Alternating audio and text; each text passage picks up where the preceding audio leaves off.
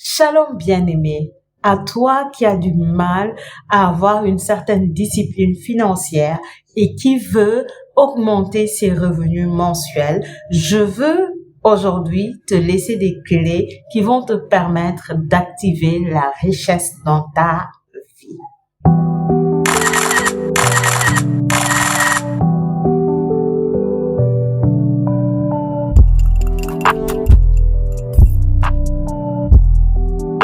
Bonjour à toi, moi c'est Marie-Paul Pierre de Plaine-Monsoir.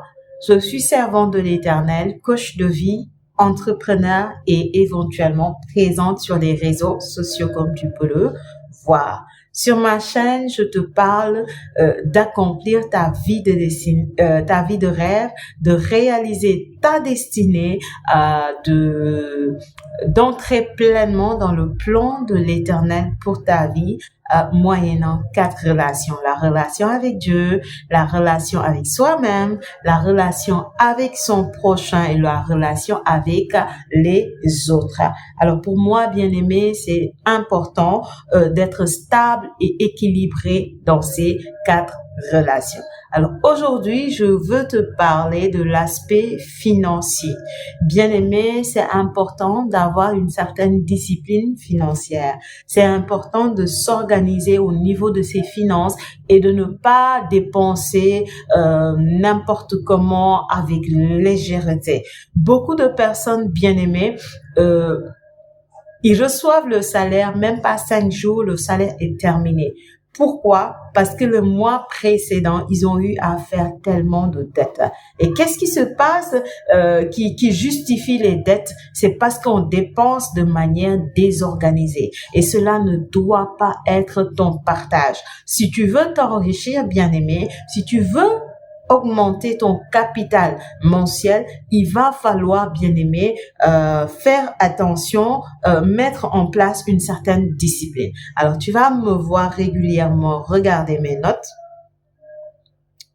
Le premier point que je te donne, bien-aimé, c'est de faire son bilan. Eh bien oui, comme dans toute chose, quand on veut mettre de l'ordre, on commence à faire un bilan. Sur le plan financier également, c'est important de faire un bilan. Alors le bilan que je te propose, c'est de déjà de noter ton salaire de base, combien je gagne actuellement, et puis te poser la question de quels sont mes dépenses, c'est-à-dire qu'est-ce que je sors, quels sont mes besoins, quelles sont mes charges au quotidien, combien il me faut au fait pour assurer mes besoins primordiaux, les besoins élémentaires, comme je veux dire payer le logement, manger, boire, pouvoir se laver, etc. Combien j'ai besoin pour assurer mes charges au quotidien. Tu prends le temps et tu analyses selon ton style de vie et puis tu mets à peu près la somme qu'il te faut et tu te poses également la question de savoir est-ce que j'ai des dettes qui sont en cours, tu les notes, c'est important. Aussi, tu essayes de voir tes aspirations, c'est-à-dire quel style de vie je veux mettre en place, qu'est-ce que je veux améliorer dans ma vie, est-ce que j'ai des dépenses à faire dans l'avenir, par exemple quelqu'un comme moi en tant que femme, est-ce que je voudrais changer ma garde-robe, est-ce que je veux acheter de nouvelles perruques, des sacs, des chaussures, tout cela, quel train de vie je veux avoir et combien ça va me nécessiter comme finance, tout cela tu prends le temps, voilà, de mettre ça sur écrit et de faire en quelque sorte ton bilan.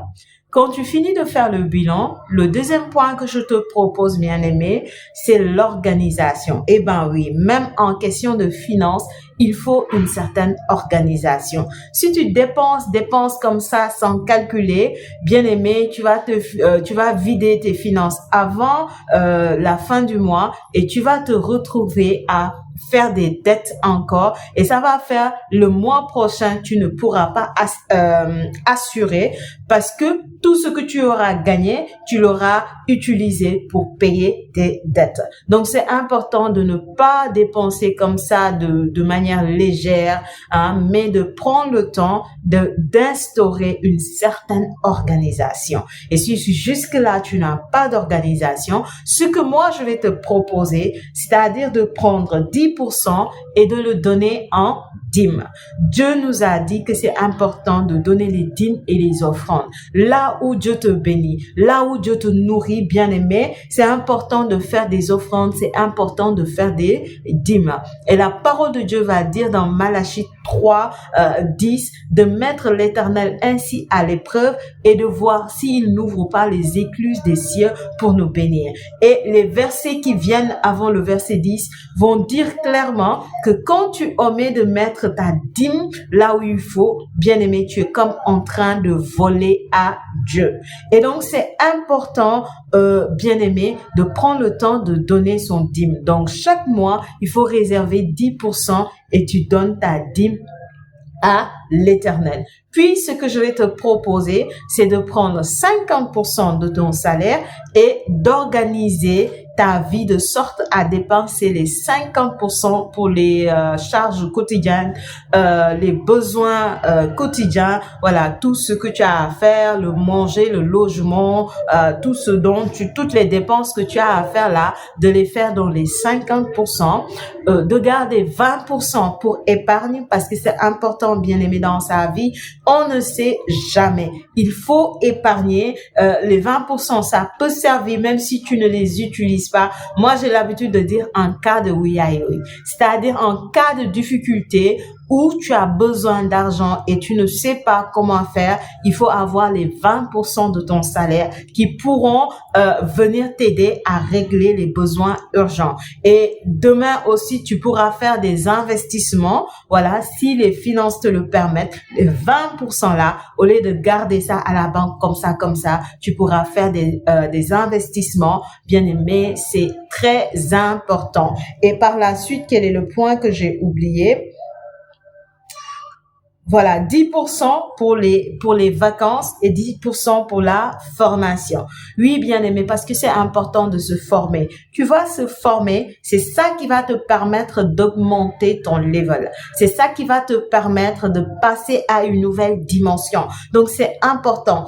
Beaucoup de personnes, dès qu'ils ont fini d'avoir leur diplôme, automatiquement, ils arrêtent d'avancer, ils arrêtent de se former, ils arrêtent d'étudier. Cela, c'est une grande erreur, bien-aimé. Si tu veux avancer de gloire en gloire, il va te falloir te former de manière continue. Et quand on parle de formation, ce n'est pas forcément d'aller à l'école, d'apprendre comme avant d'avoir ta licence ou ton master. Non, mais tu peux te former de manière beaucoup plus fun, en autodidacte, par les formations en ligne où tu te trouves d'autres formations qui sont accélérées, des formations que tu peux faire en 1 semaine, en 2 semaines. C'est rapide, tu ne sens pas le temps passer, mais tu es en train de te former. Surtout si c'est dans des domaines qui te passionnent, bien aimé. Voilà, tu vas trouver du plaisir à apprendre, à améliorer ton niveau. C'est important. Donc, il faut réserver 10% de son salaire, hein, pour pouvoir se payer des formations afin de pouvoir améliorer son level. Et quand je parle aussi 10% pour vacances, oui, bien aimé, c'est important. Maintenant, si tu as des dettes, il faut te priver de tes vacances et prendre les 10% là, les payer pour tes dettes jusqu'à ce que tu termines de payer tes dettes. Mais sinon, si tu n'as pas de dette, chaque mois, tu réserves un petit 10% parce que c'est important, bien aimé, quand on a pris le temps de bien travailler, c'est important aussi de prendre le temps de se faire des vacances, de se divertir, d'aller découvrir la vie, de s'amuser tout simplement, de relâcher la pression. Tout cela, ça fait partie en quelque sorte voilà, de ta vie. Alors, si tu calcules bien, tu vas voir que les 10%, 10%, 10%, ça te fait les 100%. Si tu préfères une autre organisation qui te correspond mieux, vas-y, fais à ta guise, fais selon ce qui te correspond. L'essentiel, c'est bien aimé, prends le temps de bien organiser tes finances de sorte à ne pas dépenser de manière nonchalante. L'autre chose aussi sur laquelle je veux attirer ton attention, bien aimé, c'est qu'il ne faut pas vivre au-delà de ses moyens. Alors, il y a des personnes qui vont se permettre d'avoir un style de vie très élevé par rapport à leurs moyens, par rapport à leur capital. Bien aimé, cela c'est une erreur et ça va te mettre dans des dettes et au final tu vas te ruiner, ce n'est pas bien. Pour l'instant, vis selon tes moyens et un style de vie en fonction de ce que tu as et bats-toi fort pour améliorer ton capital et là maintenant tu pourras améliorer ton style, mais tu peux pas te permettre un certain style alors que tu n'as pas les moyens. Et beaucoup de personnes pour s'en sortir, ils vont aller demander à gauche, à droite, donne-moi 5 000, donne-moi 6 000, donne-moi 10 000. Si ce sont des besoins primordiaux, on peut comprendre. Comment tu peux faire le tour, demander des 5 000, 10 000, 10 000. Pourquoi? Parce que tu veux juste, entre guillemets, avoir la belle vie. Tu vois, moi, j'ai déjà eu des personnes qui sont venues me demander des sommes 15 000, 20 000, 30 000, mais les raisons qu'ils te donnent derrière, c'est parce qu'ils veulent un vêtement pour la fête. Bien aimé, vis en fonction de tes moyens. Si tu n'as pas de vêtements pour la fête, mais très tôt, demande à Dieu, je veux avoir un vêtement pour la fête, fais-moi grâce. Et s'il ne te donne pas, voilà, tu te suffis à ce que tu as. Dieu nous apprend à nous suffire de ce qu'on a. Mais parce que tous tes amis, ils ont porté un vêtement, donc toi, tu es en quelque sorte frustré parce que tu n'as rien à te mettre et tu vas te permettre d'aller à gauche et à droite, de fatiguer les gens juste pour avoir de quoi te mettre durant la fête. Si c'est quelque chose qui est important pour toi, bien-aimé, bats-toi, cherche-toi un travail, fais quelque chose. Si tu pars vers les gens pour demander de l'argent, ça devrait être pour des besoins primordiaux. Par exemple, tu as un souci de santé et tu n'arrives pas à te soigner, ça peut pas attendre, tu pars demander de l'argent. Tu es resté des jours, tu n'as pas d'argent pour te nourrir, le fait de rester longtemps sans se nourrir, c'est pas bon. Tu pars demander, ce n'est pas interdit d'aller demander, mais demander pour avoir un vêtement pour la fête, demander pour avoir je ne sais pas quelle paire de chaussures, demander pour acheter un sac, clairement ce sont des caprices. Et moi, tu viens vers moi, je te dis clairement, je n'ai pas. Ceux qui ont l'habitude de me demander de l'argent, ils savent ça. Tu viens à une période de fête pour me demander de l'argent, même si j'ai bien aimé, je te donne rien du tout. Je te donne rien du tout. Tu viens après une fête, tu me demandes quelque chose, je te donne rien du tout. Parce que clairement, c'est une caprice. Et Dieu nous apprend à être disciplinés. Dieu nous apprend à être ordonnés. S'il y a des besoins primordiaux qui sont là, oui, tu peux venir, on va t'aider, on va te soutenir. Mais si ce ne sont pas des besoins primordiaux, tu veux juste te faire belle, tu veux t'habiller, va travailler. Oui, va travailler. Si tu travailles, tu auras quelque chose pour te battre. Nous, on est là, on a des objectifs à atteindre, bien aimé. On a des objectifs. Il y a des personnes qui sont malades. Il y a des personnes qui sont dans des situations difficiles. On porte des causes nobles. Et pour cela, on a besoin de finances. On peut pas dépenser n'importe comment. Je vais pas laisser quelqu'un qui est sur son lit de malade, qui a besoin d'aide. On est en train de réunir les moyens pour pouvoir l'aider. Je vais laisser cette personne, je vais te donner 15 000 pour que toi, tu achètes un nouveau vêtement pour la fête. Attends, ça va pas, non? Ça va pas, non? Il faudrait quelque part qu'on arrête un peu nos caprices. Tu sens que tes moyens ne te permettent pas d'acheter tout ce que tu veux. Fléchis les genoux, supplie Dieu qui te donne un travail. Si tu arrives à travailler, tu vas avoir le style de vie qui te correspond. S'il ne te donne pas encore, tu patientes, tu restes dans sa présence, tu demeures dans sa joie et tu as un style de vie conforme selon les moyens de bord que tu as. Bien aimé, quand je le dis comme ça, voilà, c'est dur, mais notre Dieu nous apprend à être dans la vérité. Si tu veux marcher avec l'Éternel, si tu veux avoir la bénédiction de l'Éternel dans ta vie, il te faut marcher dans la vérité. Marcher dans ta vérité. Moi, dès que je discerne que quelqu'un, il est en train de faire des caprices ou il est dans l'immaturité, même si je suis en mesure de t'aider, je ne t'aide pas. Je ne t'aide pas. Vous voyez, il y a des intentions que tu prépares, que tu donnes à Dieu. Dieu ne les exauce pas. Pourquoi? Parce que ce sont des caprices. Et ça vient satisfaire les besoins charnels. Va lire Jacques 4. Va lire Jacques 4. Jacques 4 dit, vous demandez, vous ne recevez pas parce que vous ne savez pas demander. Et même si vous demandez à Dieu, Dieu ne vous donne pas parce que vos besoins sont orientés sur la chair. Alors bien aimé, si tu es dans ça, il faut quitter dans ça. Troisième point, analyse et résolution. Voilà, analyse et résolution. C'est-à-dire, quand tu finis de faire ton organisation, il faut prendre le temps d'analyser l'organisation que tu as fait et de prendre tes résolutions. Par exemple, tu as fait ton bilan, tu as fait une organisation. Peut-être que tu t'es rendu compte que tu dépenses plus qu'il ne le faut. Pourquoi?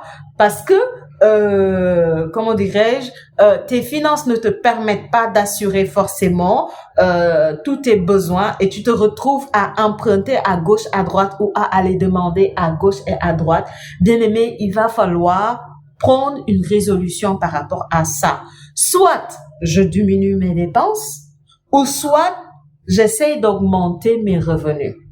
Alors, à toi de regarder quel est mon style de vie, quelle est mon organisation. Si je n'ai point d'organisation, c'est que, bien aimé, c'est catastrophique. Il faut s'arrêter et mettre en place une organisation. Mais quand bien même, si je regarde l'organisation et que je vois que genre les finances, mon capital actuel ne me permet pas d'honorer toutes mes dépenses, bien aimé, c'est qu'il faut prendre une résolution. Alors, est-ce que je dois chercher un autre travail?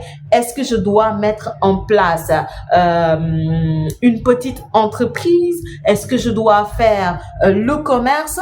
Est-ce que je dois me réorganiser? En tout cas, selon le bilan, l'organisation que tu as mise en place, il te faut, bien aimé, prendre le temps de tout analyser et de prendre des résolutions.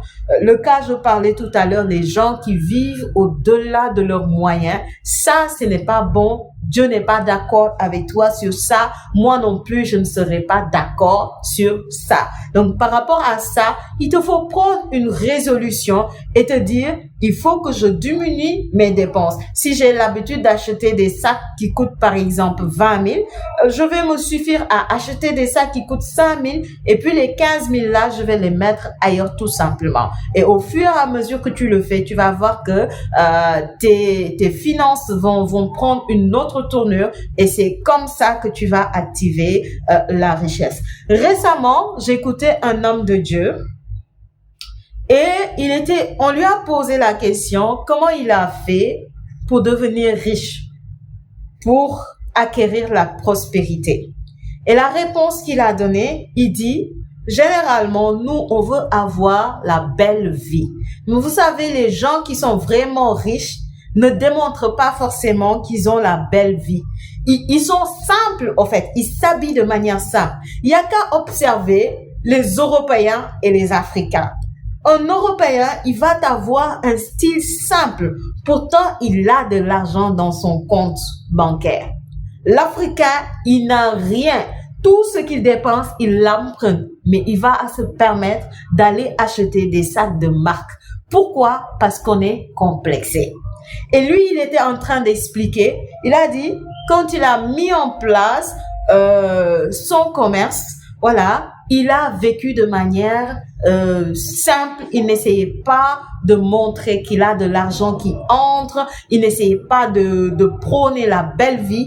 Il est resté sur son style de vie d'avant, de sorte que l'argent se multipliait, il épargnait, l'argent se multipliait, il investissait et ça fait que rapidement, il a pu activer la richesse. Mais nous, comme on est quelque part complexé, dès que l'argent commence à entrer, on veut s'acheter une nouvelle voiture. On veut changer notre style vestimentaire. On veut s'acheter des choses dont on n'a pas les moyens de nous payer. Bien-aimé, en parlant comme ça, je parle de toi, je m'y mets dedans. Moi aussi, même, je suis concernée dans ça. Donc, soyons simples, vivons en fonction de nos moyens. Maintenant, si tu veux quelque chose, si tu veux améliorer ton style, demande ça à Dieu tout simplement. Dieu est capable de t'exaucer, Dieu est capable de te bénir. Si tu vois que la vie que tu as, ça ne te correspond pas, tu veux améliorer ton style de vie, mais tu demandes. Dieu a dit dans sa parole, demandez et vous recevrez. Si tu demandes et que ce n'est pas une caprice,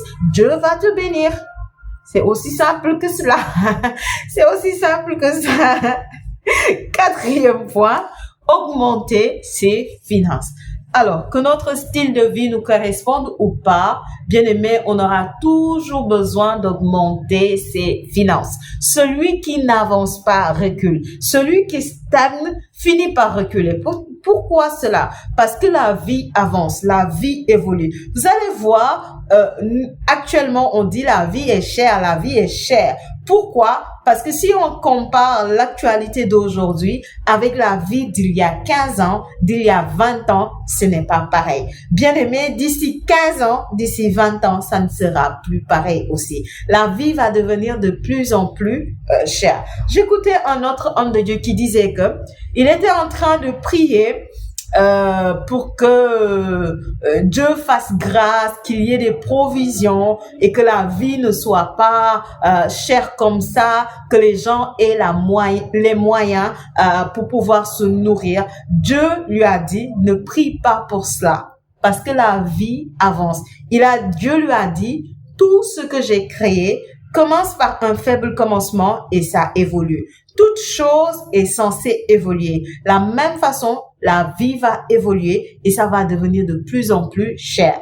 Donc, il faut pas prier pour que la vie ne soit pas chère, mais il faut prier pour que les gens aient cette mentalité, qu'ils puissent comprendre que la vie est censée évoluer et que les gens puissent faire tout pour améliorer leur train de vie avec le temps. C'est-à-dire, si tu as quelque chose, ça doit se fructifier entre tes mains. Tout ce que Dieu a fait est censé se fructifier. Si Dieu t'a donné un travail, le travail-là est censé aller de gloire en gloire. Et le travail-là est censé se fructifier, est censé se multiplier, est censé avoir des fruits de plus en plus bénis. Donc, il faut pas perdre son temps à vouloir prier pour que la vie devienne moins chère. Non, il faut plutôt penser à mettre en place une stratégie qui te permet d'acquérir de plus en plus de finances et d'être de plus en plus prospère. Les gens qui ont arrêté leur processus de croissance il y a 15 ans,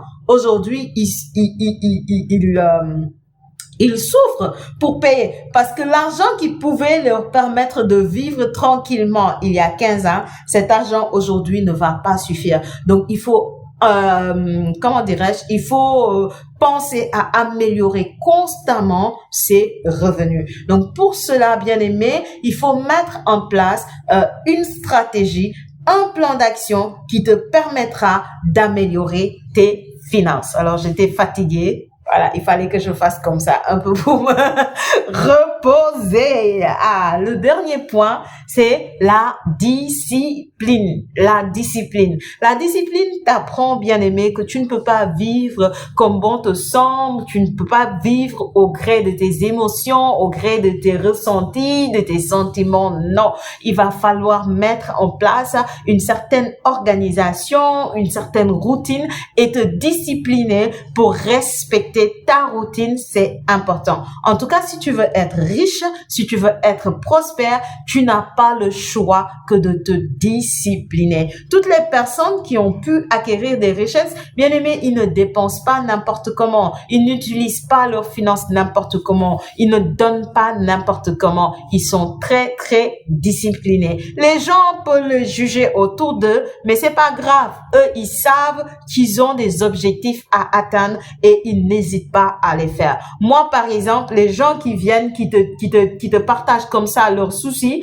hein, tu sens que ça là, c'est une caprice, tu ne réagis pas, tu ne réponds pas ou tu dis clairement à la personne, je suis désolé, mais je peux pas. Des fois, tu peux avoir l'impression que les gens vont penser que tu es dur, tu es difficile ou tu joues à je ne sais quoi. Mais bien aimé, des fois, il le faut parce qu'il faut être ordonné, il faut être organisé. Surtout si on a des objectifs à atteindre et des objectifs qui ne sont pas les moindres. Maintenant, d'autres ne vont pas comprendre. Imagine-toi, bien aimé, que Dieu t'accorde la grâce d'avoir une certaine promotion dans ton entreprise. Toi qui avais, par exemple, un salaire de 100 000, on te donne une promotion, tu as maintenant un salaire de 500 000.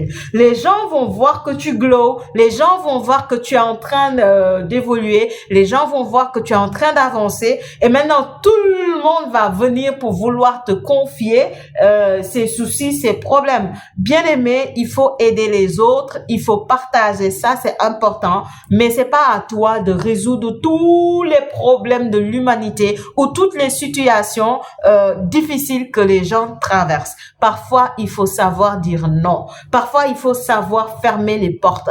Pas par méchanceté, mais parce qu'on a un objectif à atteindre et on est focus sur cet objectif.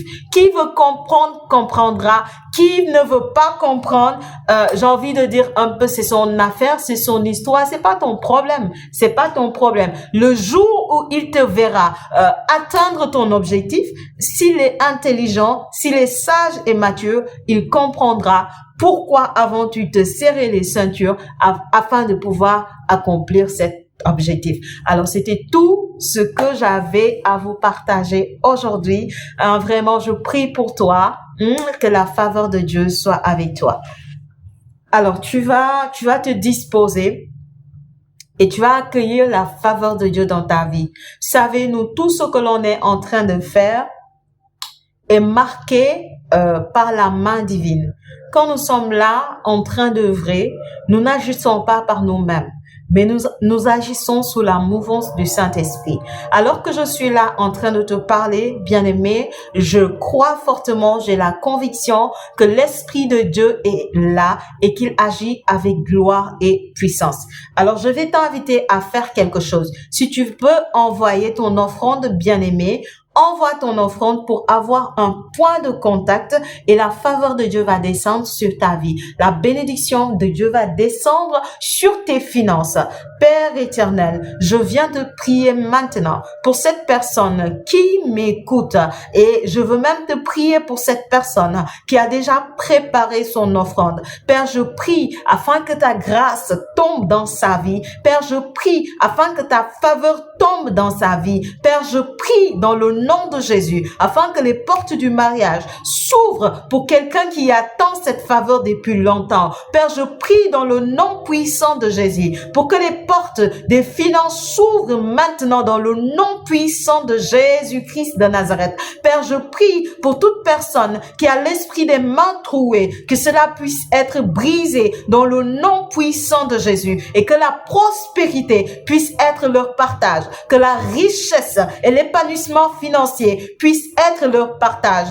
Père, je prie afin que quiconque tombe sur cette vidéo, oh Père, que ce soit un point de contact au travers de son offrande et que la grâce surabonde dans sa vie au nom de Jésus-Christ de Nazareth. Amen, amen, amen. Dans le nom de Jésus, je prophétise sur ta vie la bénédiction financière. Je prophétise sur ta vie l'abondance divine au nom de Jésus. Je déclare tes finances se multiplie dans le nom de Jésus. Je déclare que la faveur de l'Éternel t'accompagne dans ta vie professionnelle au nom puissant de Jésus. La faveur de l'Éternel t'accompagne dans tes entreprises. Toi qui veux mettre en place une structure au nom de Jésus, tu reçois la sagesse divine. Dieu t'inspire, Dieu te motive, Dieu te booste, Dieu te donne l'audace et le zèle au nom puissant de Jésus. Et tu vois naître cette entreprise dans le nom puissant de Jésus-Christ de Nazareth. Koribababa hanta, rimakaria bababa shinta, ribaba hanta, orababa shinta, orimama shinta, ribakaria bababa shinta. Gloire à toi, Seigneur notre Dieu. Alors tu peux faire ton offrande au 77 498 02 91. 77 498 02 91 ou au 76 475 49 62. 76 475 49 62. Que l'Éternel te bénisse et que sa faveur demeure avec toi en surabondance. Amen.